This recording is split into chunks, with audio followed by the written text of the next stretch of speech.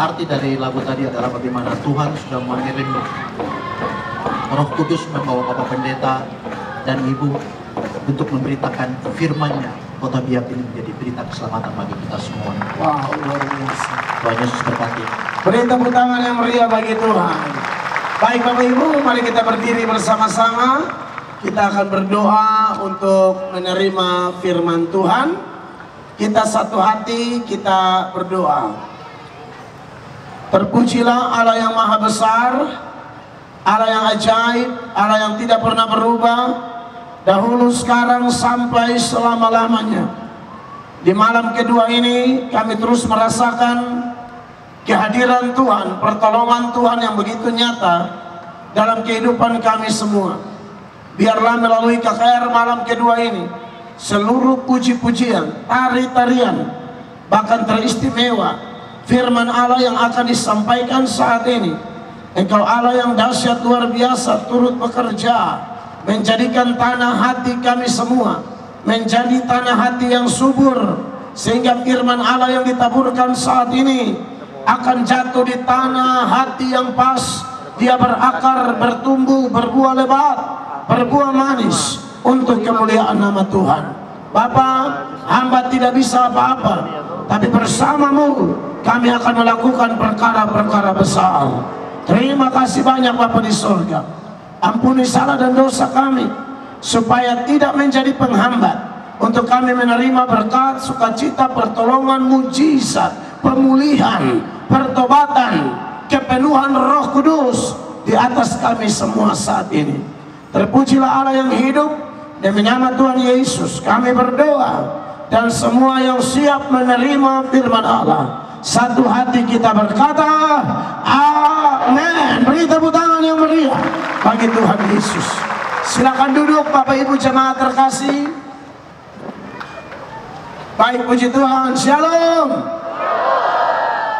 Saya percaya bahwa di malam pertama firman Tuhan telah disampaikan, dan ada sejumlah berkat yang telah Tuhan berikan kepada semua Bapak Ibu yang tadi malam hadir, di mana Roh Tuhan sendiri yang membuka hati pikiran kita sehingga kita bisa mengerti firman Allah, mendapatkan berkat-berkat yang spesial. Dan lebih daripada itu, saya dan saudara-saudara dimampukan untuk menjadi pelaku-pelaku firman Allah. Bapak Ibu yang diberkati oleh Tuhan Yesus, KKR Salom Biak 2023 ini adalah KKR memperingati kenaikan Tuhan Yesus Kristus ke sorga. Maka dari itu, di malam kedua saya akan menyampaikan topik seputaran kenaikan di sorga menurut buku kedua dari Dr. Lukas. Dr. Lukas itu tulis dua buku. Yang pertama Injil Lukas, dan yang kedua adalah Kisah Para Rasul. Buku kedua Kisah Para Rasul yang mencatat seputaran kenaikan Tuhan Yesus ke sorga itu ada di Kisah Para Rasul pasal 1 ayat 1 sampai ayat 11. Saya akan membahas teks itu bagi jemaat sekalian pada malam ini. Tapi untuk mempersingkat waktu, saya mengajak kita membacanya bergantian. Nanti ada di layar ayatnya. Kita baca mulai ayat 8 sampai ayat 11 saja. Ayat 8, saya terlebih dahulu. Tetapi kamu akan menerima kuasa kalau Roh Kudus turun di atas kamu, dan kamu akan menjadi saksiku di Yerusalem dan di seluruh Yudea dan Samaria dan sampai ke ujung bumi. Ayat 9, jemaat. Sesudah ia mengatakan demikian, terangkatlah ia disaksikan oleh mereka, dan awan menutupnya dari pandangan mereka. Ketika mereka sedang menatap ke langit, waktu ia naik itu, tiba-tiba berdirilah dua orang yang berpakaian putih dekat mereka, 2, 3, dan berkata kepada mereka, hai orang-orang Galilea, mengapakah kamu berdiri melihat ke langit? Yesus ini yang terangkat ke surga meninggalkan kamu akan datang kembali dengan cara yang sama seperti kamu melihat dia naik ke surga. Beri tepuk tangan yang meriah bagi firman Allah. Yang berbahagia adalah saya dan Bapak Ibu jemaat yang malam ini membaca, mendengar, dan merenungkan. Dan lebih daripada itu, dengan pertolongan Roh Kudus, saya dan Bapak Ibu akan dimampukan untuk melakukan kebenaran firman Allah itu. Ada seorang teolog dari Inggris namanya Charles Haddon Spurgeon. Spurgeon mengatakan bahwa perjalanan hidup orang Kristen adalah pengulangan perjalanan hidup Yesus saat dia di bumi. Sekali lagi, perjalanan hidup orang Kristen di bumi ini adalah perjalanan ulang dari Tuhan Yesus Kristus. Kalau di bumi ini Tuhan Yesus dilahirkan untuk melayani, maka kita juga dilahirkan untuk melayani. Dalam pelayanan, Yesus mengalami penderitaan, kita juga mengalami penderitaan. Karena Alkitab berkata, kepada kamu dikaruniakan bukan saja untuk percaya kepada Dia, tetapi juga untuk menderita untuk Dia. Kalau Yesus mati untuk kepentingan Tuhan, maka tidak menutup kemungkinan orang percaya pun pegang prinsip, kalau aku hidup, hidup untuk Tuhan, dan kalau aku mati, mati untuk Tuhan. Seperti Paulus berkata, bagiku hidup adalah Kristus dan mati adalah apa? Keuntungan. Tapi dengar, sebagaimana Tuhan Yesus bangkit, kita juga pasti bangkit. Amin. Dalam pengakuan iman rasuli, kita percaya kebangkitan tubuh. Sebab Yesus pernah memproklamirkan dirinya. Dia berkata apa? Akulah kebangkitan dan hidup. Barang siapa percaya kepadaku, dia akan hidup sekalipun dia mati. Jadi bagi orang Kristen, apa definisi kematian? Kematian adalah kehidupan. Beri tepuk tangan yang meriah bagi Tuhan. Dan satu lagi, kalau Yesus mati, Yesus bangkit, dan Yesus naik ke sorga, kita juga sama. Kita akan naik ke sorga. Amin. Beri tepuk tangan dulu. Ada satu hari namanya rapture. Itu hari pengangkatan gereja. Waktu saya KKR ulang tahun Kabupaten Mimika, saya dijemput oleh seorang pendeta senior di Mimika. Lalu dalam percakapan kami, beliau bilang, adik pendeta, saya berdoa kepada Tuhan, saya minta meninggal umur 100 tahun. Karena sekarang beliau 70-an, sekitar 76 tahun begitu. Dia berdoa minta meninggal 100 tahun. Lalu saya bilang sama Bapak pendeta senior di Papua, Bapak Rudi Pelupesi, ya, saya bilang, Om Rudi, kalau saya lebih lagi, saya berdoa kalau bisa tidak usah mati.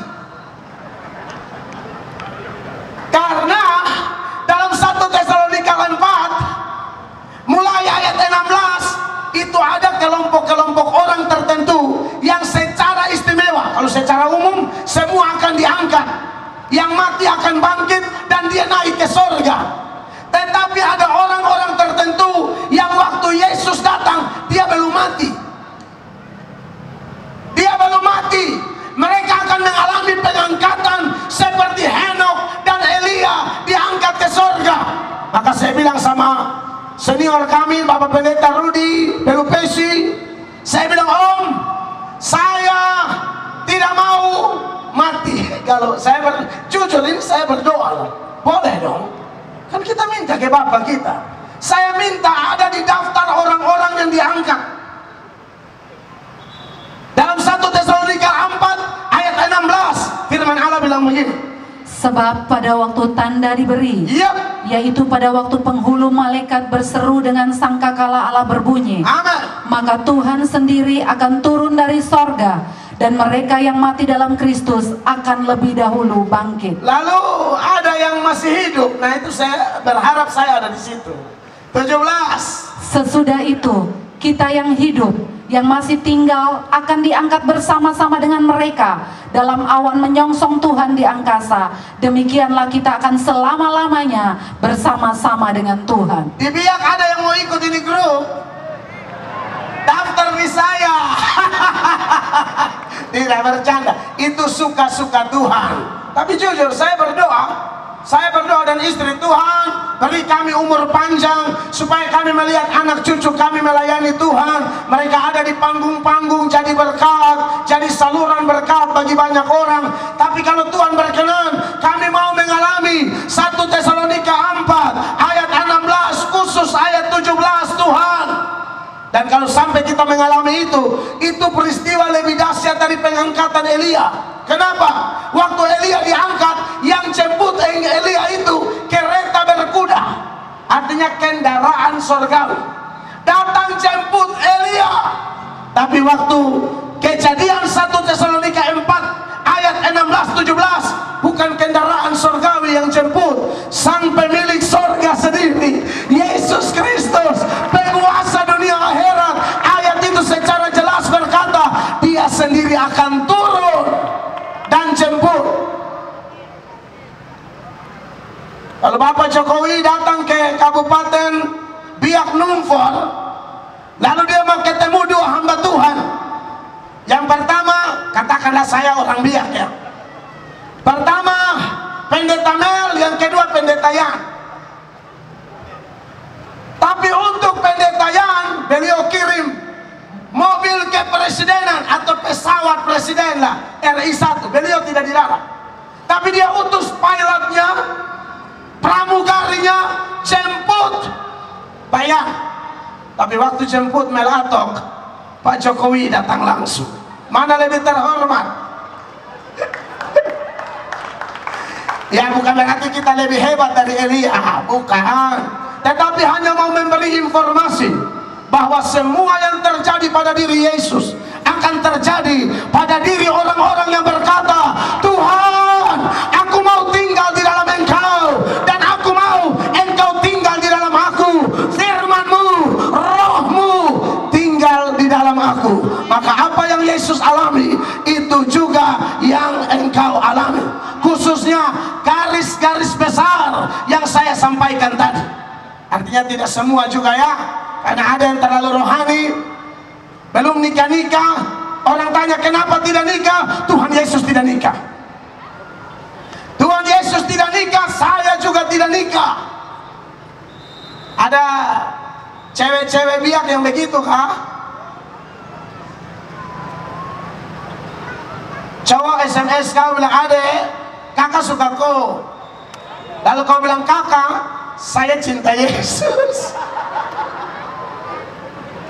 Yesus tidak nikah, jadi kakak pergi yang lain saja ya, saya tidak mau. Saudara, tidak ada aturan itu.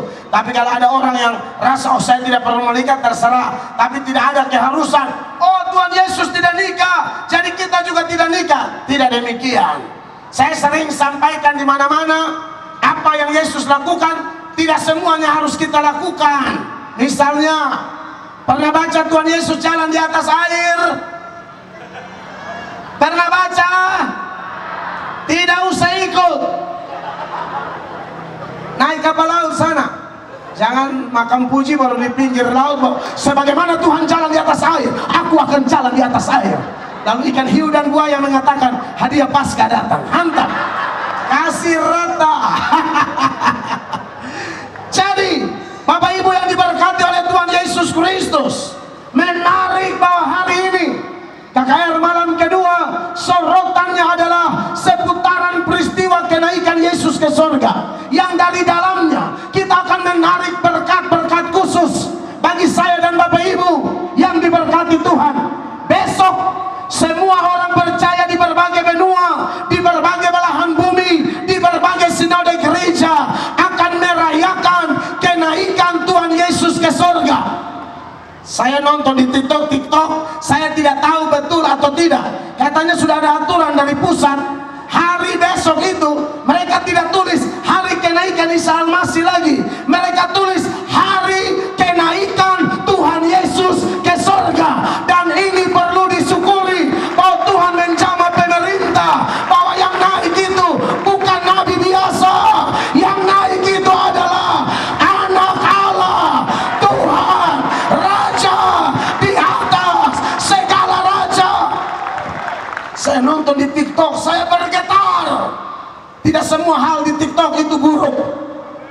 semua hal di YouTube itu buruk. Kalau setan bisa pakai TikTok, setan bisa pakai Facebook, setan bisa pakai YouTube, maka Tuhan juga bisa pakai itu semua demi kepentingan kemuliaan namanya. Maka waktu saya dengar itu, saya bilang, wow, ini tanda-tanda Indonesia akan diberkati. Sebab di mana Yesus ditinggikan, di tempat itu akan ada berkat, akan ada pemulihan. Kita berdoa biar mulai dari Sabang sampai Merauke, dari Pulau Mianas sampai Pulau Rotendao, suatu saat nanti kita akan dengar setiap lutut berteduh, semua lidah mengaku bahwa Yesus Kristus adalah Tuhan bagi kemuliaan Allah Bapa. Berapa banyak kita yang bangga menyembah Yesus sebagai Tuhan? Lambaikan tanganmu, beri tepuk tangan bagi Dia. Kebanggaan kita disertai dengan fondasi firman Allah, di mana Yesus berkata, bukan kamu yang memilih aku, tetapi aku yang memilih kamu. Supaya apa? Kamu pergi dan menghasilkan buah, dan buahmu itu tetap. Haleluya. Bicara tentang kenaikan Yesus ke surga, ini peristiwa nyata, dan perlu Bapak Ibu ketahui bahwa ada beberapa hal mengapa Yesus naik ke surga. Yang pertama, bahwa misi yang Bapa beri kepada Dia telah lakukan dengan tuntas selesai. Kalau ada satu hal saja yang Bapa tugaskan kepada Yesus dan ternyata belum selesai, Yesus tidak boleh pulang ke surga. Tapi faktanya sudah 2000-an tahun peristiwa secara suci ini, Yesus sudah naik ke surga, duduk di sebelah kanan Allah, dan tidak ada penolakan dari Bapa. Bapa tidak berkata, hei kembali dulu, masih ada 2-3 hal yang belum kau selesaikan. Ternyata tidak. Makanya dalam doa Yesus di Yohanes 17 ayat 4, dalam doa itu Yesus menyatakan seperti ini. Dengarkan firman Allah ini. Aku telah mempermuliakan engkau di bumi dengan jalan menyelesaikan pekerjaan yang engkau berikan kepadaku untuk melakukannya. Aku telah mempermuliakan engkau di bumi. Dengan cara apa? Menyelesaikan pekerjaan yang engkau tugaskan kepadaku. Makanya di Golgota, ketika Dia tergantung antara langit dan bumi, Dia berkata, tetelestai, sudah selesai.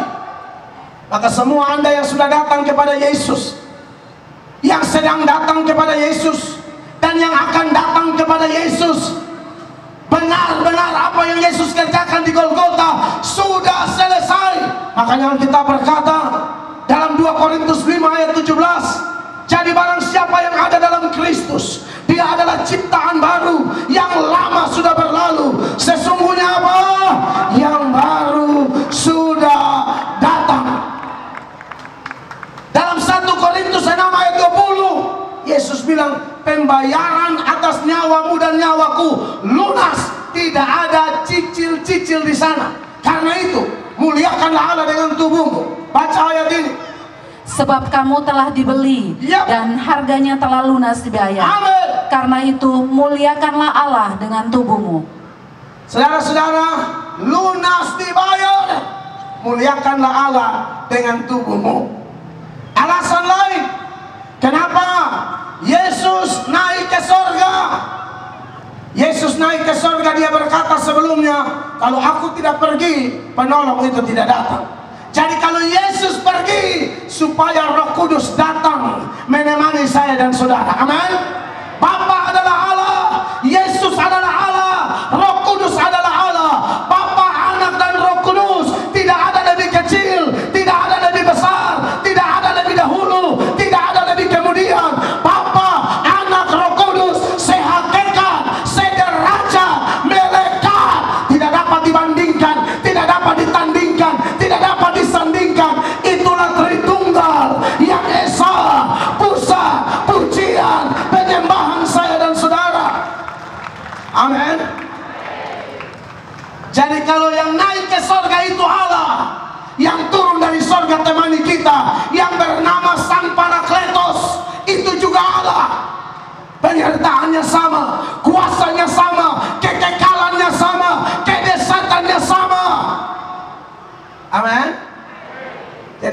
pergi, Roh Kudus turun. Makanya seluruh inti berita dari Kisah Para Rasul yang saya sebut buku kedua Dr. Lukas itu tercatat di Kisah 1 ayat 8 itu. Ayat 8 dia begini, baca sekali lagi.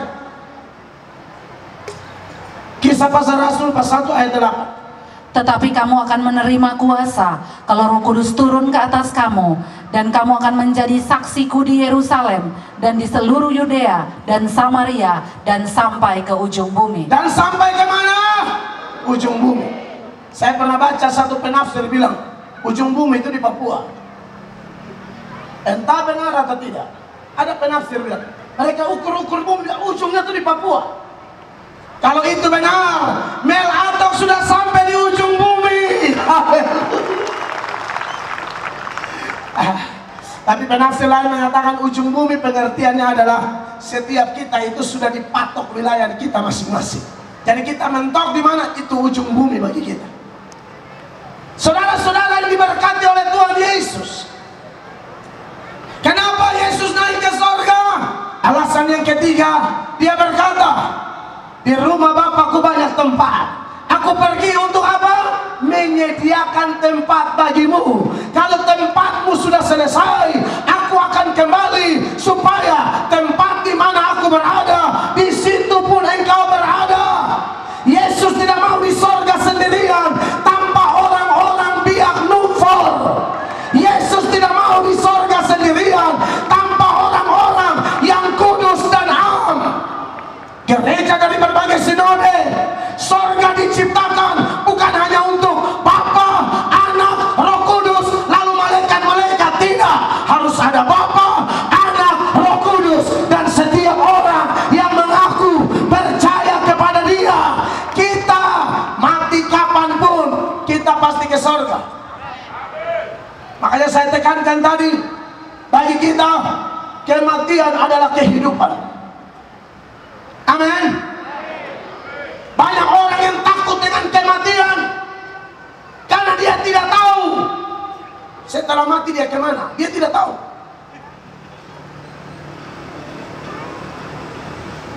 Bahkan ada yang minta, Tuhan kalau bisa kasih tahu saya mati kapan. Tuhan kasih tahu kau kejang-kejang sekarang. Ada satu cerita klasik dari Baghdad. Baghdad ini di Irak. Cerita klasik itu populer. Katanya ada seorang raja. Dia menyuruh anak buahnya pergi ke pasar beli sesuatu. Waktu dia ke pasar, ternyata dia kaget setengah mati karena dia ketemu malaikat maut, malaikat pencabut nyawa. Waktu malaikat maut lihat dia di pasar, malaikat maut panggil dia, sini. Dia ketakutan, ini menurut cerita itulah ya. Maka dia lari dengan penuh ketakutan, terbirit-birit, terkencing-kencing, pergi ke Tuhannya dengan muka pucat penuh ketakutan. Dan dia berkata, Tuhan bilang, kenapa kau kelihatan ketakutan begitu? Tuhan suruh saya ke pasar, saya ketemu malaikat maut Tuhan.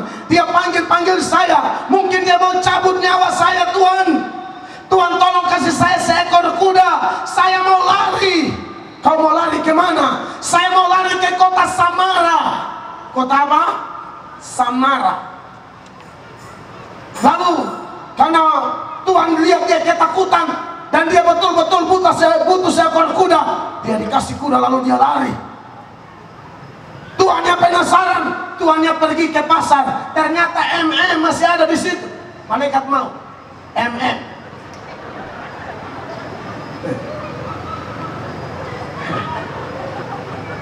Singkat cerita, dengan penuh ketakutan juga malaikat, bos itu, Tuhan itu, raja itu mendekati malaikat dan bertanya, malaikat, ya bagaimana? Itu tadi malaikat mau cabut nyawa anak buah saya, kan dia ketakutan sekali. Oh, yang tadi saya panggil-panggil dia lari ketakutan itu. Iya, malaikat bilang bukan, ini peristiwa siang hari. Saya tuh panggil dia karena saya bingung ngapain lagi dia di pasar siang ini. Sebab dalam buku Al-Hayat daftar nama orang-orang yang akan mati, dia itu malam ini harus mati di kota Samara. Dia lari ke mana? Dia bermaksud berlari menghindari kematian. Tapi ternyata dia bukan lari hindari kematian, dia lari jemput kematian. Kalau hari mati kita sudah ditentukan, bapak, mama, kakak, adik, saudara, pace, mace, opa, oma, orang tua yang ada di lapangan ini, kalau hari mati kita sudah ditentukan, tidak kenal tua, tidak kenal muda. Ada orang sudah 85 tahun, 90 tahun belum meninggal, anak baru lahir Tuhan ambil. Berarti kematian tidak kenal apa? Tua atau muda. Ada orang kurang olahraga tapi belum mati. Ada yang rajin fitness, mati di tempat fitness. Sementara angka barbel, jantung stop, innalillahi wa innalillahi raji'un, mati. Itu kalau orang Kristen di Arab ngomong begitu, mirip kayak saudara kita orang Islam. Itu biasa, itu bahasa aja. Yang perlu diberi keterangan supaya jelas. Kan salam itu kan dia punya lengkap bahasa Ibrani, salam alaihim. Jawabnya alaihim shalom, assalamualaikum. Nah balasnya waalaikumsalam dan seterusnya. Sama, itu rumpun bahasa saja.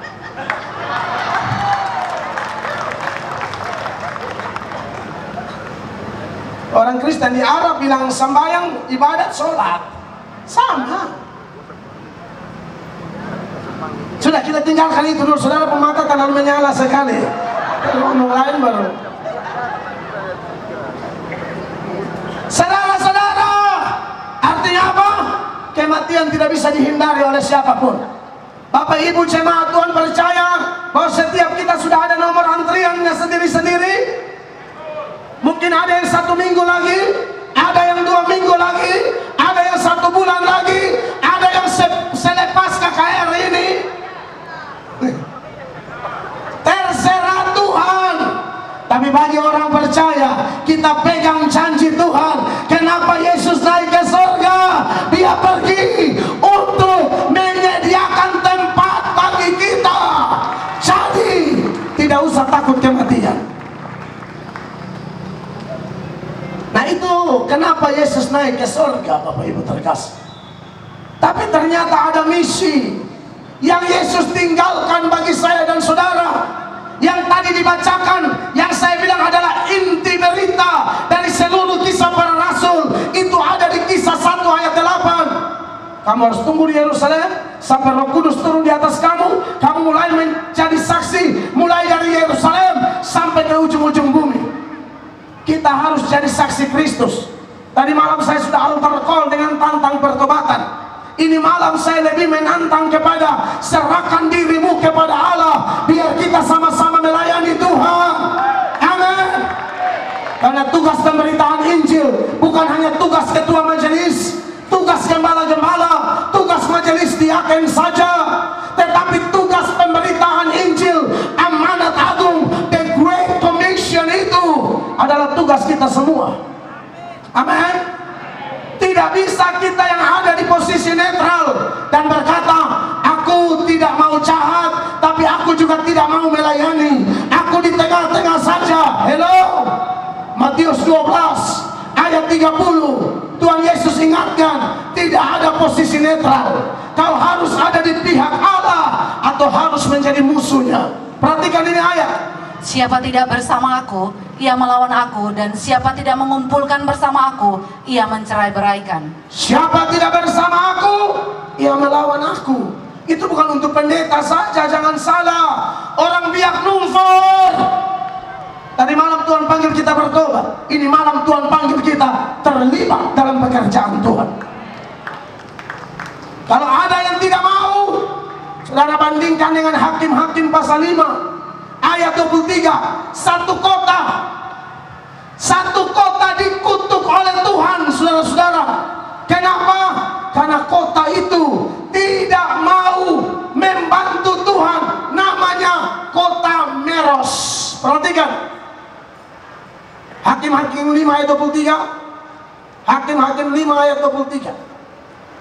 Silakan baca. Kutukilah kota Meros, firman malaikat Tuhan. Kenapa dikutuki? Kutukilah habis-habisan penduduknya. Kenapa dikutuki habis-habisan? karena mereka tidak datang membantu Tuhan sebagai pahlawan. Satu kota dikutuk oleh Allah, Tuhan yang kutuk habis-habisan. Kenapa? Mereka itu hanya penonton. Orang lain melayani, mereka nonton. Orang lain melayani, mereka hanya menilai, mengukur. Saya berharap cukup kota Meros yang dikutuk. Amin. Biak Numfor tidak boleh dikutuk. Kenapa? Karena di kota Biak ini ada warga masyarakat Biak Numfor yang berkata, kami tidak mau kena kutuk Tuhan, kami mau datang melayani, kami mau datang bantu Tuhan. Dengar. Sebenarnya tanpa kita pun cukup Tuhan kerja sendiri, semua orang bertobat. Betul? Tuhan tinggal buka langit di atas, dia berteriak, kalian mau bertobat atau saya injak satu-satu? Lari kita semua. Betul toh? Tidak usah lagi pakai panitia KKR Salom, tidak usah pakai pendeta Melhatop atau pendeta Dr. Rainer. Tidak perlu. Tidak perlu pakai bapak ketua klasis, tidak perlu pakai gembala-gembala. Cukup Bapak di sorga, dia buka itu apa? Langit, dia teriak selesai. Atau minimal, tak usah pakai kita, pakai malaikat aja. Amin. Hari Natal pengkhotbahnya siapa? Malaikat. Hari ini telah lahir bagimu juru selamat dunia di kota Daud. Itu yang ngomong malaikat. Waktu Yesus bangkit, siapa yang khotbah? Malaikat. Waktu Yesus naik ke sorga, siapa yang nasihati murid-murid? Malaikat. Cukup malaikat. Tapi puji Tuhan, dia mau pakai kita. Artinya apa? Pekerjaan ini pekerjaan terhormat. Makanya dalam Yohanes 12 ayat 26, buat Anda yang tidak tahu ini, malam ini saya kasih tahu. Banyak orang melayani, mungkin cari hormat dari pejabat, cari hormat dari pembesar. Tapi kita melayani bukan cari hormat dari pejabat, bukan cari hormat dari pembesar, bukan cari hormat dari para pengusaha, atau cari hormat dari ketua sinode, ketua klasis. Tidak. Kita melayani, cari hormat dari Bapa di sorga. Catat ini ayat. Yohanes 12 ayat 26. Ya. Barang siapa melayani aku, ia harus mengikut aku. Amin. Dan di mana aku berada, di situ pelayanku akan berada. Barang siapa melayani aku, Barang siapa melayani aku, siapa ia akan dihormati Bapa. Ia akan dihormati Bapa. Beri tepuk tangan yang meriah begitu. Bayangkan siapa kita, Bapa hormat kita. Maka diberkatilah para pelayan-pelayan Tuhan.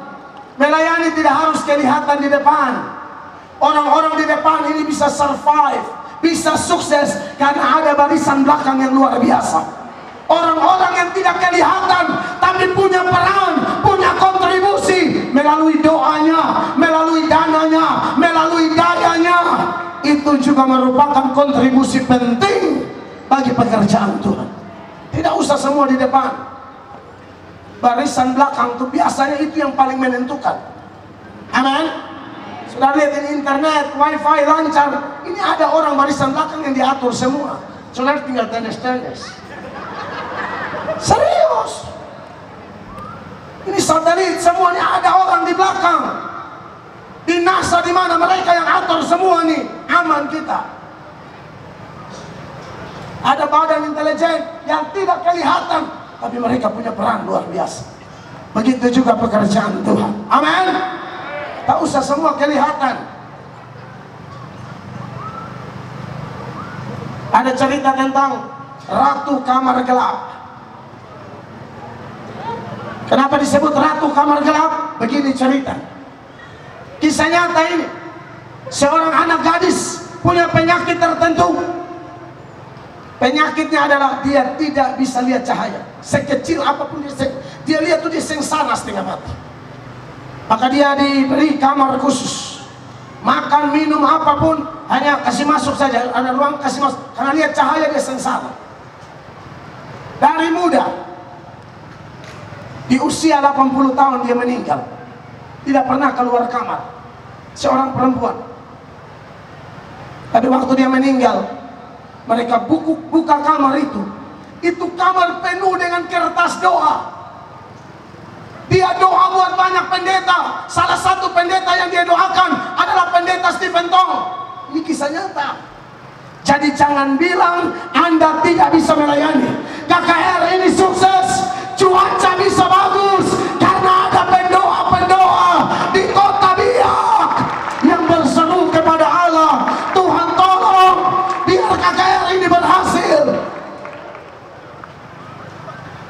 Makanya ada pendeta terkenal, kalau tidak salah almarhum pendeta Billy Graham, yang diberi satu penglihatan. Dia dikasih tunjuk oleh Tuhan, ada satu jemaat di gerejanya seorang oma, mahkotanya lebih besar dari pendeta. Kenapa? Karena pendeta itu sukses karena doa oma itu. Jadi jangan bilang saudara tidak bisa melayani Tuhan. Hei anak-anak muda, saya sudah ngomong tadi malam, tak usah ngomong jauh-jauh. Kita setiap perkara kecil dulu, mulai di sini dulu.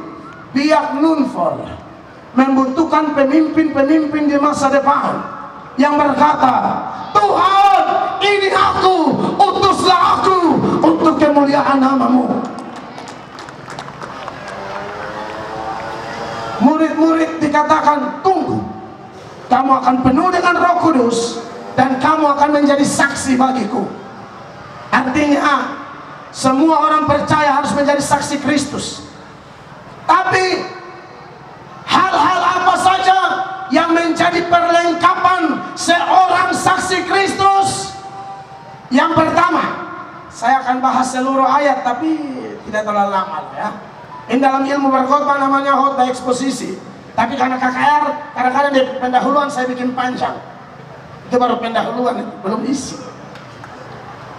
Karena besok saya sudah pulang, saya khotbah di gereja GPDI, lalu terbang pulang.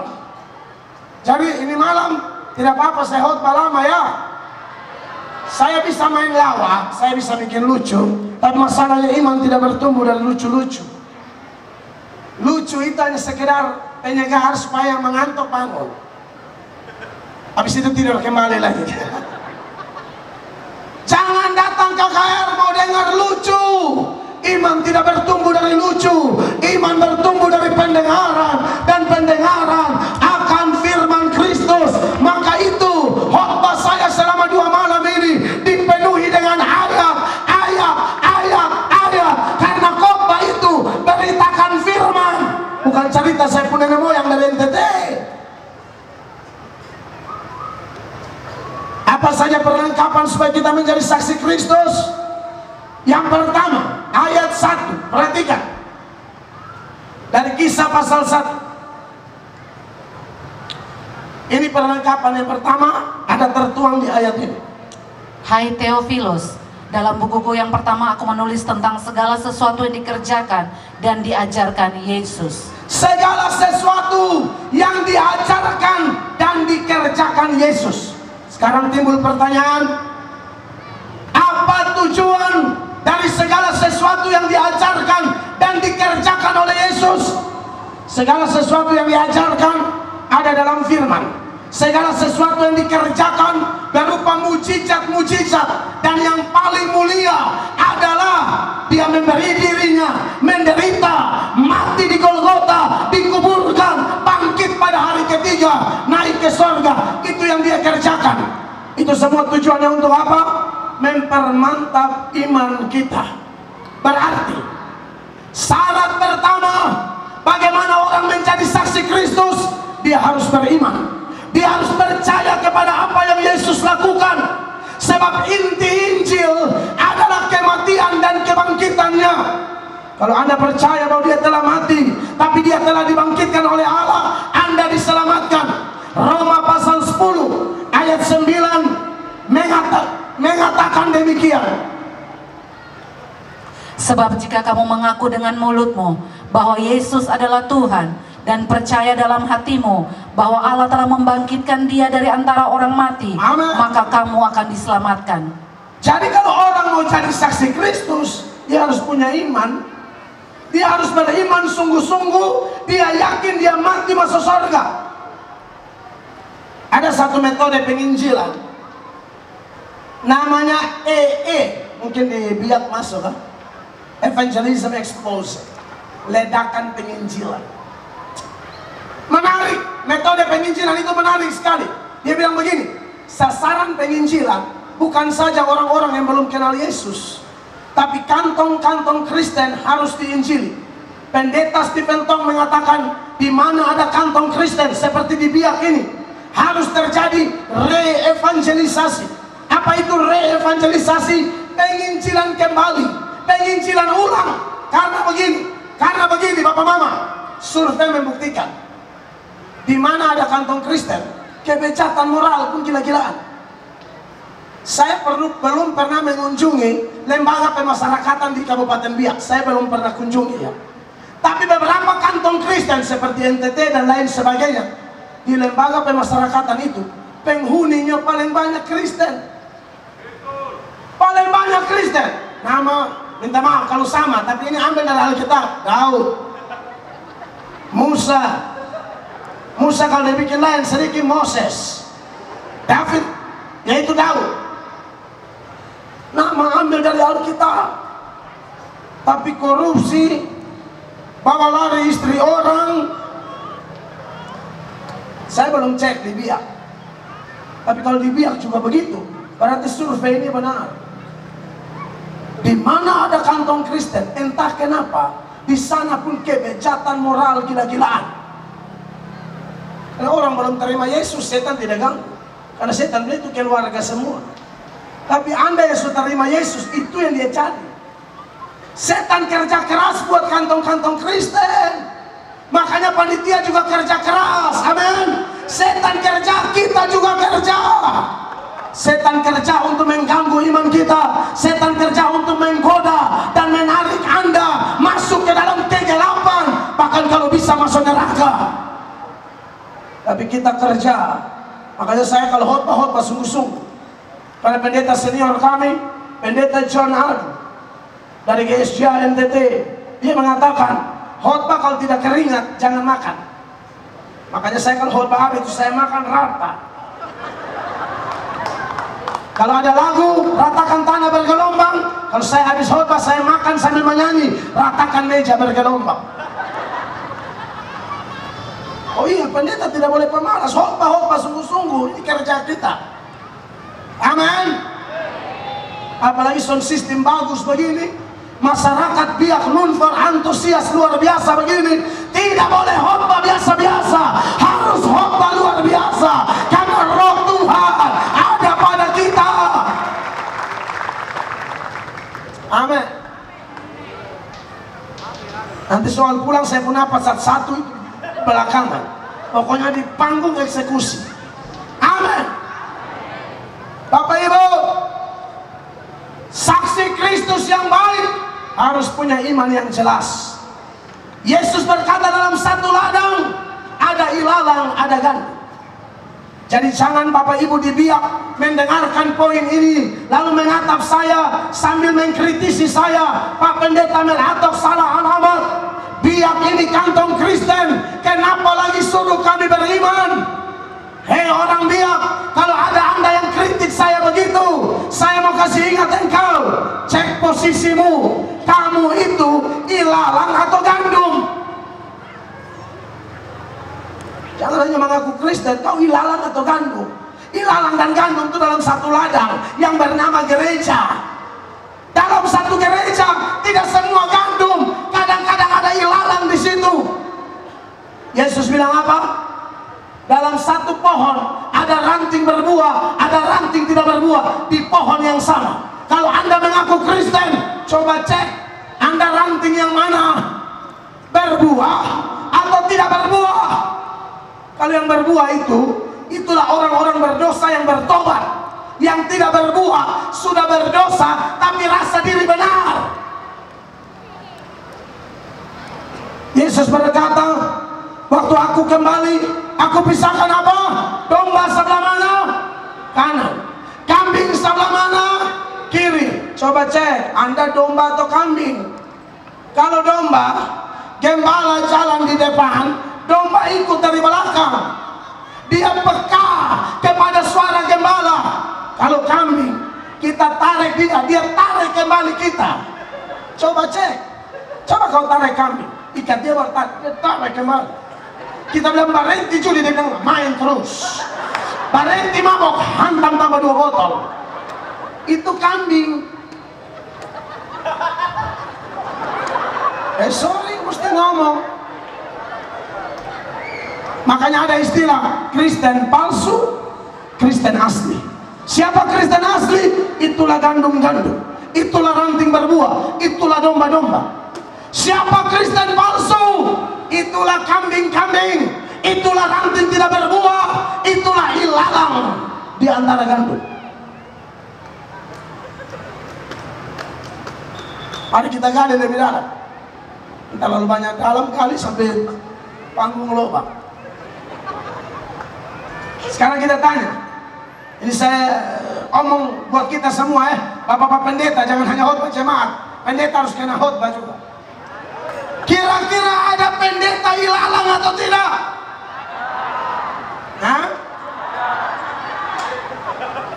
Ada pendeta kambing atau tidak?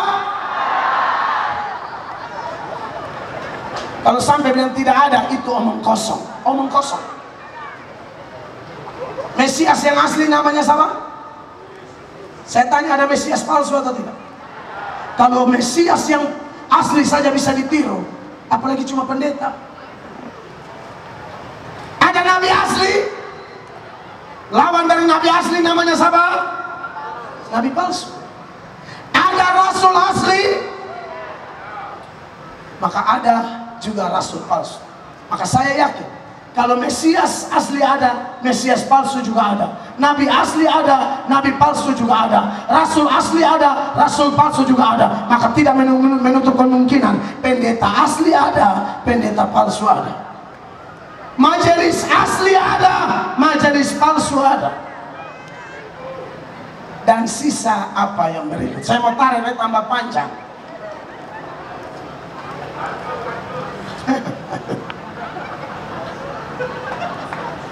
Sekarang lagi musim pendeta selingkuh. Bukan cuma musim hujan, musim selingkuh. Pendeta setan. Pendeta selingkuh paling suka ramas bini orang. Dia kalau lihat istri orang tuh dia harus ramas lengan. Pendeta begini cocok kerja di toko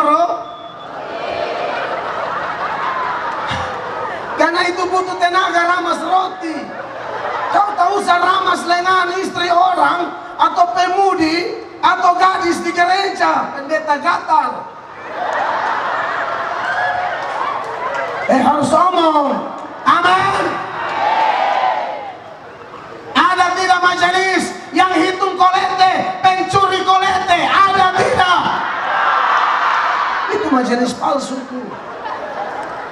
Makanya hati-hati gereja-gereja pilih majelis. Anda bukan pilih majelis, tapi Anda pilih mayor jenderal iblis.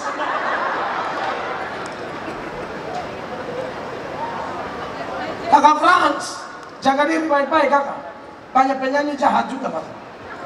Beta ngomong nih khotbah untuk beta punya diri. Makanya kalau KKR yang berapa hari itu saya bilang panitia, bawa main tua, bawa istri, jangan gila-gila. Jangan bilang pendeta pegang mic, lapas mic, bahasa roh, hafal ayat. Tidak ada yang kebal dengan itu dosa. Tidak ada yang kebal. Ada yang hari Minggu dia bahasa roh, tapi hari Sabtu dia selingkuh dengan istri jemaah. Ada, dan mengaku di umum. Puji Tuhan dia mau mengaku. Saya bukan omong karena saya tuduh-tuduh. Dia mengaku lalu saya minta izin. Boleh saya cerita kalau dia hantam adik. Makanya saya hantam. Amin. Banyak orang mengaku Kristen, tahu-tahu penjahat. Semua kakak adik saudara, orang tua saya, om tante saya di Biak Numfor. Dengar, KKR ini harus menghasilkan orang-orang beriman. Amin. Jangan bikin jadi bahan tertawaan setan. Saya pernah baca satu cerita, ilustrasi tapi menarik, sangat mengganggu saya, dan saya harap mengganggu kita yang ikut KKR malam ini. Bilang dalam sebuah KKR seperti ini, itu ternyata malaikat nonton, setan juga nonton. KKR kayak begini, orang menyanyi, melompat, haleluya, setan nonton, malaikat nonton. Setan nonton, malaikat lihat setan, setan ketawa, olok-olok itu KKR, ejek-ejek itu KKR. Lalu malaikat tanya setan, setan, lu bukannya stres kalau lihat orang nyanyi-nyanyi, lompat-lompat puji Tuhan, lu bukannya terganggu? Setan bilang begini, kat, malaikat, kat, lu dengar gua ya? Kata si setan, gua tahu dong, mereka semua beta tahu dong. Mereka itu kalau KKR-nya 2 jam, 2 jam dengan Tuhan, 22 jam dengan saya. Habis KKR, yang judi lagi, yang terikat film porno nonton film porno lagi, yang selingkuh lagi, yang bisnis tipu lagi, majelis pencuri kolete lagi, pendeta gatal, majelis gatal lagi. Setan ketawa.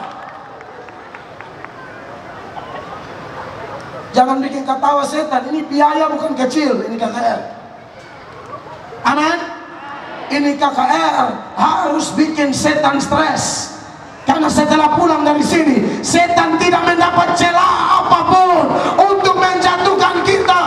Oke lah, mungkin kita datang, kita punya celah itu, tapi malam ini Tuhan tutup. Kalau mau KKR betul.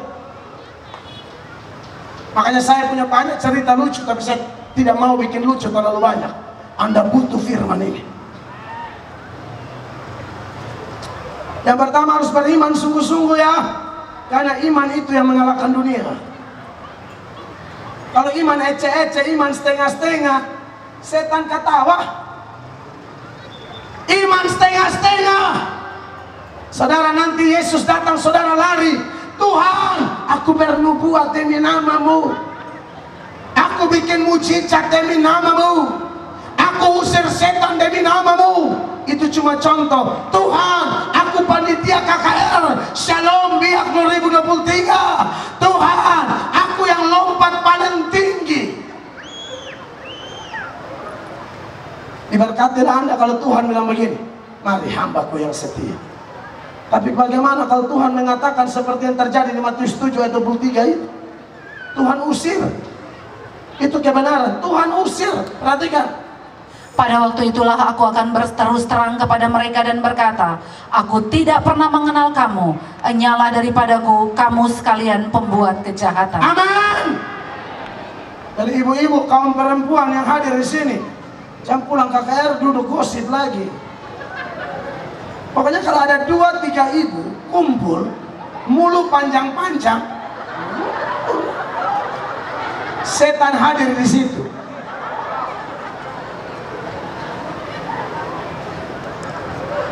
Jangan omong orang. Lihat anak orang sudah sukses pulang kerja, lewat dari jam 11 malam, langsung dia bisik-bisik ke tetangga. Kamu tahu tidak, anak tetangga itu ada yang piara. Tahu piara? Dipiara orang. Dari mana kau tahu anak orang dipiara? Orang kerja memang pulang jam begitu. Mulutmu. Jangan urus anak orang, urus anakmu sendiri. Jangan urus suami orang, urus suamimu sendiri lebih dahulu. Jangan lihat selumbar di mata saudaramu, padahal ada balok di matamu. Amin. Jaga itu mulut. Sebab Alkitab berkata, orang beribadah tapi tidak jaga mulut sama dengan tidak ibadah. Jangan mulut yang sama kita memuji Allah, tapi mulut yang sama kita omong orang, kutuk orang, sumpah orang, tidak boleh. Amin Bapak Ibu. Ini penting kekasih Tuhan. Yang pertama, kalau mau melayani Tuhan dan harus melayani Tuhan, kalau tidak melayani Tuhan, ingat, Kota Meros dikutuk gara-gara tidak bantu Tuhan. Siapa tidak di pihak Tuhan, dia lawan. Pilihan ada padamu. Yang kedua, harus ada ketaatan. Ayat 4 dari Kisah Para Rasul pasal 1. Pada suatu hari ketika ia makan bersama-sama dengan mereka, Ia melarang mereka meninggalkan Yerusalem dan menyuruh mereka tinggal di situ menantikan janji Bapa, yang demikian katanya telah kamu dengar daripadaku. Dia melarang jangan tinggalkan Yerusalem, tunggu di situ, berarti dibutuhkan ketaatan. Menunggu memang adalah pekerjaan yang paling membosankan, dan terlalu lama menunggu kita bisa salah langkah. Masih ingat Abraham? Tuhan janji akan berikan kepada dia anak di usianya 75 tahun. Tuhan jawab dia di usia 100 tahun. Abraham tunggu 25 tahun. Di tengah-tengah masa penantian itu, Sarah kasih usul. Bapak Abraham itu panggilan manjanya Ham. Bapak Ham, saya sudah mati haid. Saya tidak mungkin hamil lagi. Tapi itu pembantu Hagar ada di situ. Kalau Bapak mau eksekusi. Bapak bilang pasti sayang, tak usah suruh. Bapak kasih rata. Dan ada bapak tertentu belum suruh saja dia sudah merayap. Apalagi kau suruh, selesai. Akhirnya dapat Ismail. Dan itu jelas penantian terlalu lama sampai akhirnya salah langkah. Tapi bagaimanapun ada sisi positif dari sebuah penantian. Penantian adalah bukti dari orang-orang yang mau taat kepada Tuhan. Amin. Murid-murid disuruh tunggu sampai Roh Kudus turun. Kita disuruh tunggu karena Yesus pasti kembali. Amin. Yesus pasti kembali. Jadi kita harus taat kepada Tuhan. Tadi malam khotbahnya tentang damai yang tak tergoncangkan. Saya tambah sedikit poin ini dikaitkan dengan tadi malam. Bagaimana caranya supaya Bapak Ibu mendapatkan damai yang luar biasa itu? Setelah terima Yesus harus taat firman. Makanya di dalam Yesaya pasal 48 ayat 18, di sana kalau kita memperhatikan firman Allah, maka damai sejahtera kita itu akan berlimpah-limpah seperti sungai yang tidak pernah kering, seperti gelombang laut yang tidak pernah habis-habisnya. Perhatikan ayat ini. Sekiranya engkau memperhatikan perintah-perintahku, Amin. maka damai sejahteramu akan seperti sungai yang tidak pernah kering. Yes. Dan kebahagiaanmu akan terus berlimpah seperti gelombang-gelombang laut yang Amin. tidak pernah berhenti. Saudara lihat ini.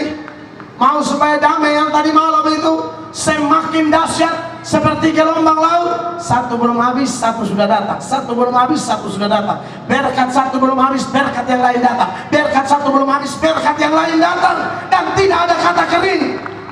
Tidak cukup dengar firman, tidak cukup mengaku aku beriman. Buktikan dengan ketaatanmu. Amin. Kita tidak boleh NATO. You know NATO? No accent talk only. Dia keluarga dengan babi seksi. Tahu babi seksi? Banyak bicara sedikit aksi. Itu kepanjangan. Babi itu banyak bicara, seksi itu sedikit aksi. Kita tidak bisa jadi babi seksi. Hanya omong-omong Kristen. Mana bukti ketaatanmu? Ketaatan adalah manifestasi kerendahan hati. Ketaatan adalah manifestasi dari orang Kristen yang punya hati hamba. Sebaliknya, orang yang tidak taat itu namanya hati nyonya, hati tuan, hati bos, hati pemberontak. Itu orang sombong. Tahu manifestasi sombong? Sombong itu tidak mau diatur. Itu aja. Itu aja. Anak sombong tidak mau diatur orang tua. Istri sombong tidak mau diatur suami. Suami sombong tidak mau dikasih masukan oleh istri. Pokoknya dia mau dia yang benar saja. Pendeta sombong, pendeta yang tidak mau dapat masukan. Kita semua harus belajar. Saya kalau khotbah di gereja,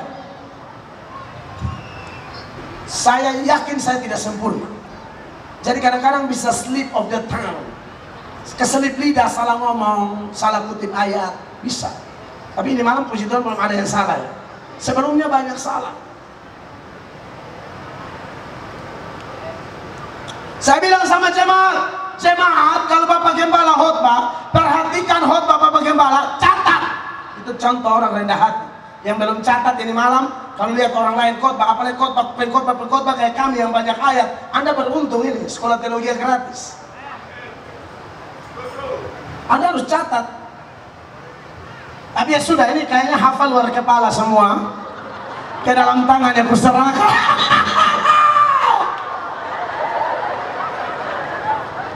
Lain kali catat ya.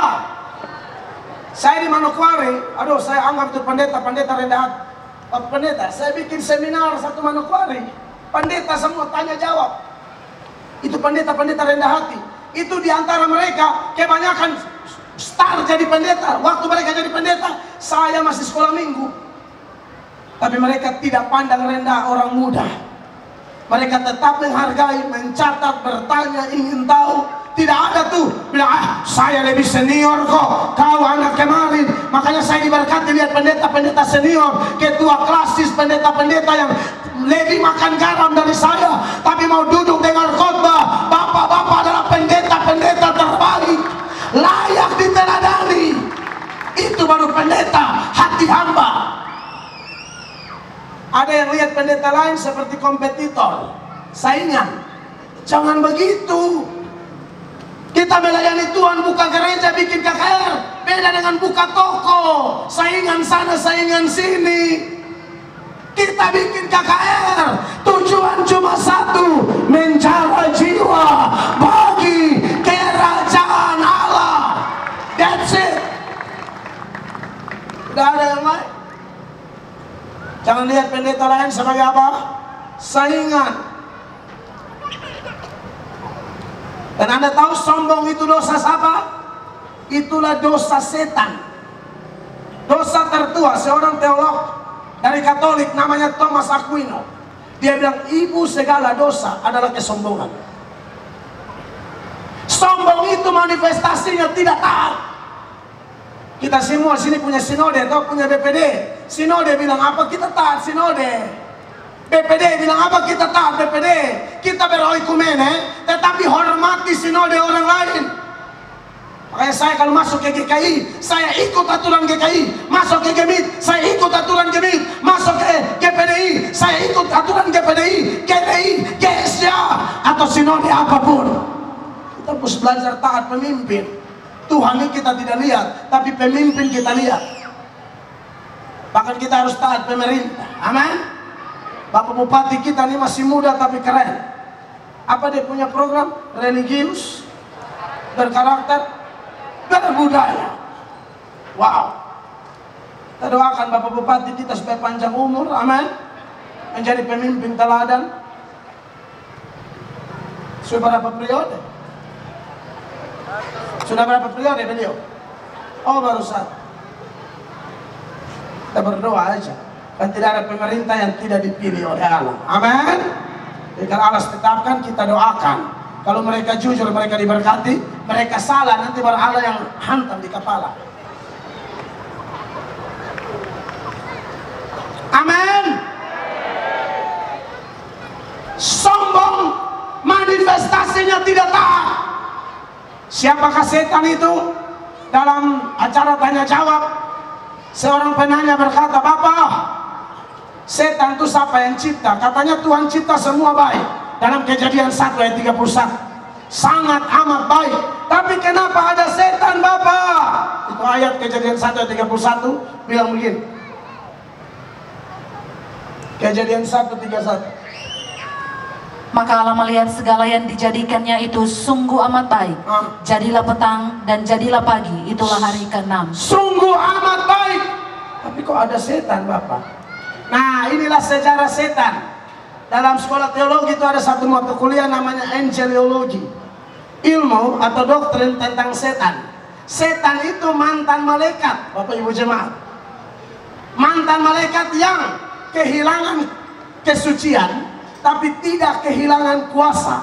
Jadi setan, iblis itu dia punya lawan fight malaikat. Kalau dengan kita habis. Makanya kita butuh pertolongan Yesus. Setan itu seperti cicak. Tahu cicak kan? Cecak atau cicak? Cicak-cicak di dinding, diam-diam apa? Merayap, datang seekor apa? Nah itu kita. Ini perbandingan aja. Kalau setan kayak cicak, kita kayak nyamuk.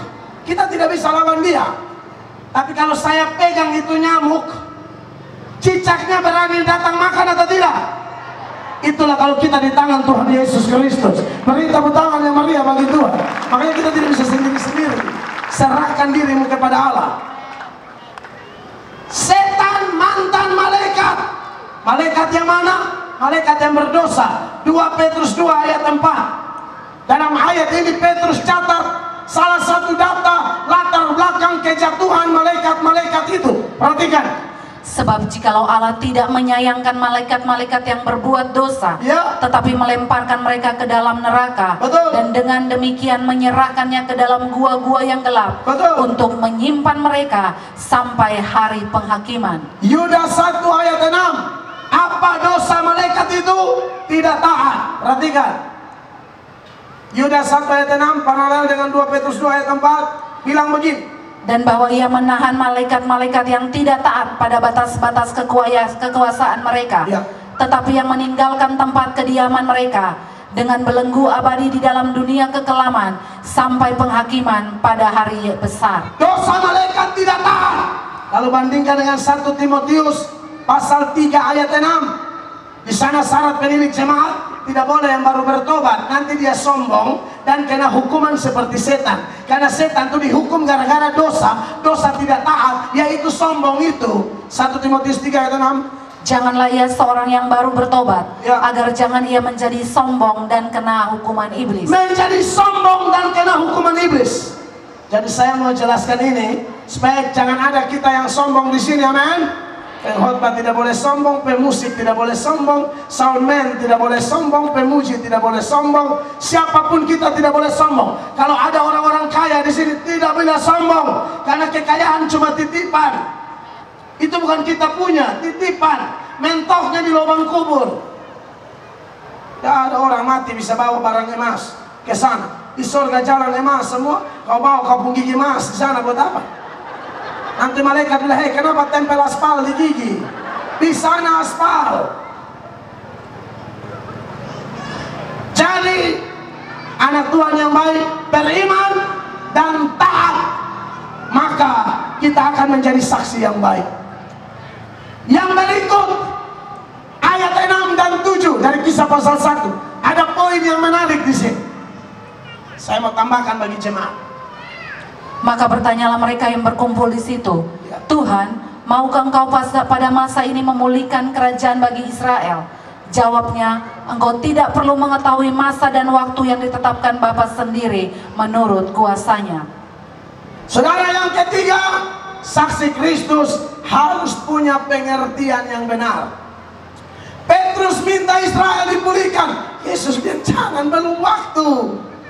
Karena konsep kemesiasan mereka masih dipengaruhi oleh konsep kemesiasan mayoritas orang Yahudi, di mana mereka telah membengkokkan konsep kemesiasan yang benar. Doktrin tentang Mesias yang benar itu mereka rubah. Katanya Mesias itu datang untuk membebaskan mereka dari penjajahan bangsa-bangsa. Salah, Mesias datang untuk membebaskan kita dari penjajahan dosa. Jadi dia pikir pemulihan hanya untuk Israel. Tidak. Berarti anak Tuhan yang baik harus bersaksi dengan iman, ketaatan, pengertian benar. Di Biak ada saksi Yehova. Saya mesti omong ini ya. Saksi Yehova suka nama saya. Saksi Yehova itu tidak cocok disebut Kristen. Karena ayat-ayatnya beda dengan kita. Kita tidak perlu kekerasan dengan saksi Yehova, karena diakui negara juga. Tapi dalam forum komunikasi intern Kristen di NTT, saya pernah hadir mewakili BPD atau sinode saya. Saya lihat di dalam daftar itu saksi Yehova ada. Saya kritik. Ini orang tidak mengakui Yesus itu Tuhan setinggi-tingginya. Dia tidak akui. Dia tidak percaya Tritunggal. Tapi soal ketaatan, mungkin kita sama saksi Yehova kita kalah. Mereka taat, jalan dua-dua orang. Saudara usir mereka, mereka datang lagi. Usir mereka, mereka datang lagi. Tidak menyerah. Taatnya bagus, pengertiannya salah. Maka tidak cukup taat, pengertian harus benar. Saya tidak tahu di Biak, Lumfor. Kadang-kadang ada orang yang mengaku rajin persekutuan doa, sedikit-sedikit dapat penglihatan. Penglihatan tuh ada yang benar, ada yang palsu juga. Orang nabi saja ada yang palsu, ada yang asli, apalagi cuma penglihatan. Tutup mata sedikit lihat Yesus, tutup mata sedikit lihat Yesus. Saya bilang jangan sampai kau ini terlalu banyak lihat kalender. Kan kalender gambar Yesus, gendong domba. Mungkin kau terlalu lihat yang bulan Maret punya, terbawa mimpi, suka aneh-aneh. Dan celakanya saya juga tidak tahu pejabat di Biak, pejabat di NTT paling suka cari tim doa. Apalagi kalau mau calon-calon, oh itu tim doa. Pernah di NTT ini nanti saya posting di YouTube. Di NTT tahu ini kebenaran cerita. Itu dua pejabat mencalonkan diri, dua-dua punya pendoa. Pendoa yang satu tutup mata lalu dia begini, Tuhan bilang Bapak menang. Lalu bagaimana dengan pendoa calon yang satu? Sama. Tuhan bilang Bapak juga menang. Masa wali kota dua? Salah satu harus salah. Tapi Anda lihat, kalau pengertian tidak benar, hanya lihat pejabat, langsung kasih penglihatan bagus-bagus. Ini jelas tidak dibenarkan. Saudara nonton di media, ada lagi. Pendeta katanya mati lalu ke neraka. Sampai di neraka, pendeta ini melihat setan siksa orang, cabik-cabik, tusuk-tusuk dengan trisula. Sekarang kita cek Alkitab. Sebenarnya neraka itu tempat setan menyiksa atau tempat setan disiksa. Papa mama, yang mana yang benar? Tidak ada ayat menceritakan neraka adalah tempat setan menyiksa. Tidak ada. Neraka itu tempat setan disiksa. Saya contohkan ayat-ayat firman ya.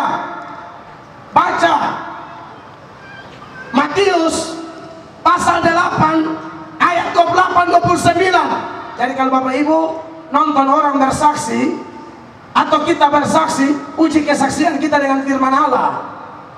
Jangan lihat nama besar, pendeta terkenal, subscribernya banyak, langsung saudara bilang ini pasti benar. Benar tidaknya kesaksian seseorang harus disertai firman dengan pengertian yang benar. Jangan tabrak firman. Perhatikan Matius 8:28-29. Setibanya di seberang, yaitu di daerah orang Gadara, datanglah dari perkuburan dua orang yang kerasukan setan menemui Yesus. Ya. Mereka sangat berbahaya sehingga tidak seorang pun yang berani melalui jalan itu. Betul. Dan mereka itu pun berteriak katanya, Setan-setan itu berteriak bilang begini. apa urusanmu dengan kami, hai anak Allah? Ya. Adakah engkau kemari untuk menyiksa kami sebelum waktunya? Adakah engkau kemari untuk apa? Menyiksa kami sebelum waktunya.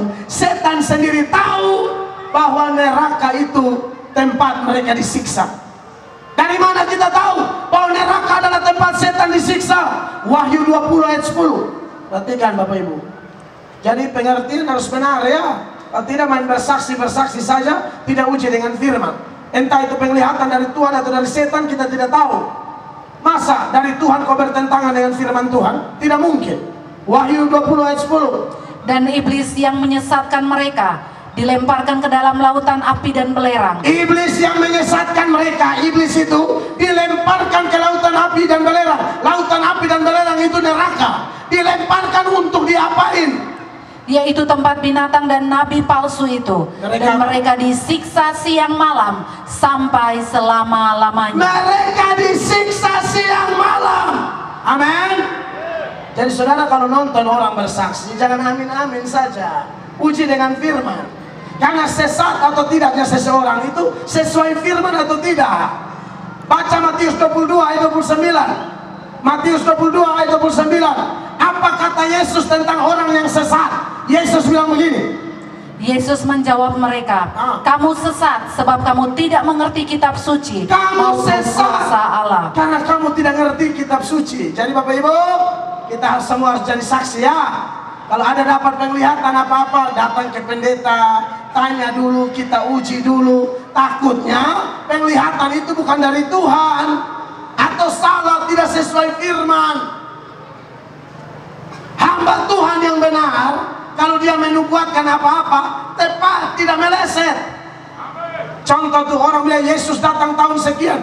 Tunggu, Yesus bukan Yesus yang datang, polisi yang datang. Benar ini. Di Balai Endah, Jawa Barat, Pak Mangapin Sibuaya mengatakan Yesus akan datang tahun 2003. Pengikut paling banyak dari NTT, bikin malu saya. Paling banyak dari NTT. Mereka pertama bilang Tuhan Yesus datang di NTT, di Pariti. Ada kampung nama Pariti. Maka orang NTT tunggu. Lalu sinode dari setiap gereja, dari GBI, GPDI, GEMIT, utus menasehati umat yang menjadi anggota gereja. Bilang, tidak ada begitu. Matius 24 ayat 36, Yesus bilang tentang hari dan saat itu tidak ada seorang pun yang tahu. Malaikat-malaikat tidak tahu, anak tidak tahu, cuma Bapa. Dari mana kok Pak Mangapin tahu? Mereka bilang tidak, ini Roh Kudus yang bisik. Jadi pasti datang di Pariti dan mereka bawa ini pengurus sinode gereja tertentu. Mereka lihat, kasih tunjuk, Pak, lihat itu di pohon kelapa kami sudah gantung lampu strongking. Di NTT dia lampu gas, di sini lampu gas juga. Hah? Sama? Petromas, strongking Petromas. Kalau kami lampu gas, yang pakai kos lampu tuh, pompa terlalu kuat kos jatuh. Pernah tahu itu? Soalnya saya keluarga miskin dan pakai itu lampu. Kalau saya ada marah-marah baru suruh pompa, saya pompa kuat-kuat sampai kos jatuh. Lalu pengurus sinode tanya mereka, itu lampu Petromas untuk apa? Kita gantung, kasih menyala supaya Yesus datang tidak salah tempat. Anda bayangkan, kau pikir Tuhan Yesus si buta dan gua hantu? Lalu ternyata tunggu, dari Pak Mangapin telepon lagi kasih kabar. Oh, intinya kasih kabar, Yesus tidak jadi di Pariti, jadi di Balai Endah, Jawa Barat. Maka mereka tunggu di sana. Tunggu Yesus, pikir Yesus datang mau bawa ke sorga, tahu-tahu yang datang polisi, bawa dalmas, bawa mereka ke sel. Karena dianggap penyesat. Betul. Saudara lihat ini kan, Nabi kalau asli omong tidak meleset. Seperti Yesaya, omong pas. Yeremia pas. Ulangan 18 ayat 20-21. Ini sekaligus penglihatan ya. Yang bilang, oh kau nikah tahun depan, sampai ini hari jomblo terus. Nah, berarti omong kosong. Bilang kau nanti lolos dewan, tahu-tahu tidak lolos, penipu. Ini hamba Tuhan penipu nih. Kalau kau dapat penglihatan asli dong. Ini mulai ayat 20. Tetapi seorang nabi yang terlalu berani untuk mengucapkan demi namaku perkataan yang tidak kuperintahkan untuk dikatakan olehnya, atau yang berkata demi Allah lain, nabi itu harus mati. Nah, kita bertanya seperti di ayat 21 ini kan, jika sekiranya kamu berkata dalam hatimu, bagaimanakah kami mengetahui perkataan yang tidak difirmankan Tuhan? Ini jawabannya 22. Apabila seorang nabi berkata demi nama Tuhan dan perkataan itu tidak terjadi dan tidak sampai, maka itulah perkataan yang tidak difirmankan Tuhan. Dengan terlalu berani nabi itu telah mengatakannya, maka janganlah gentar kepadanya. Iya, itu penipu tuh. Makanya ikutlah Tuhan dengan apa? Pengertian yang benar. Kalau ada hamba Tuhan, ada pendoa model begini, saran saya bertobat. Kalau Anda lihat, tegurlah mereka dengan penuh kasih. Pak, penglihatan Bapak ini salah, tidak sesuai firman. Catat ayat-ayat yang tadi, kasih dia. Yang pertama beriman, yang kedua taat, tapi bukan asal taat, taat dengan pengertian yang benar. Dan yang keempat, kita harus memiliki kuasa. Makanya di ayat 8 itu, kamu akan menerima kuasa kalau Roh Kudus turun di atas kamu. Saudara, kita semua ini penuh kuasa. Kenapa? Karena Yohanes 1 ayat 12 mengatakan, waktu Anda dan saya menerima Yesus, kita diberi kuasa menjadi anak Allah, yaitu kita yang lahir dari Allah, bukan keinginan laki-laki. Yohanes 1 ayat 12, 13, saya sudah mau selesai. Perhatikan. Tetapi semua orang yang menerimanya diberinya kuasa, Amin, supaya menjadi anak-anak Allah, yaitu mereka yang percaya dalam namanya. Orang-orang yang diperanakan bukan dari darah atau dari daging, bukan pula secara jasmani oleh keinginan seorang laki-laki, melainkan dari Allah. Saudara, kita harus punya iman, kita punya ketaatan, punya pengertian firman yang benar, dan kita tidak boleh kosong, harus dilengkapi dengan kuasa. Dan jaminan ayat firman Allah ini, kalau Anda terima Yesus, Anda ada Roh Kudus, Anda diberi kuasa menjadi anak-anak Allah. Satu kali ada dua anak di pinggir pantai, John dan satu siapa ya? John dan Tinus. Tiba-tiba ada satu kapal pesiar lewat di depan mata mereka, jaraknya cukup jauh.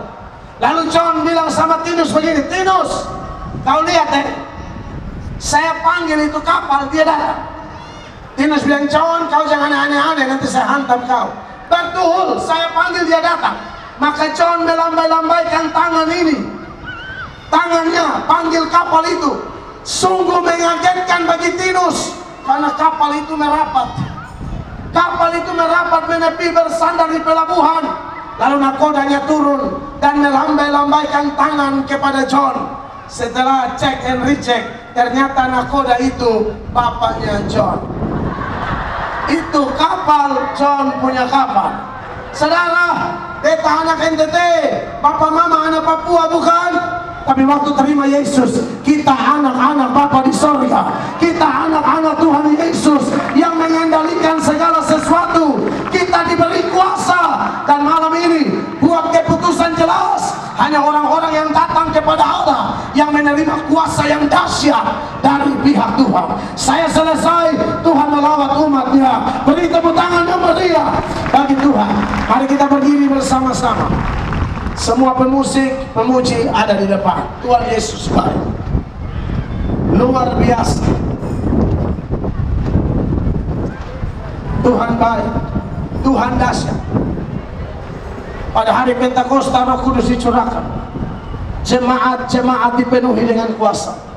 Saya percaya Roh Kudus yang sama ada di sini malam ini. Amin. Maka siapapun kita yang datang pada, kita menerima kuasa untuk dilawat oleh Tuhan secara luar biasa. Terpujilah namamu Tuhan. Pujian lama, Roh Kudus kau hadir di sini. Kau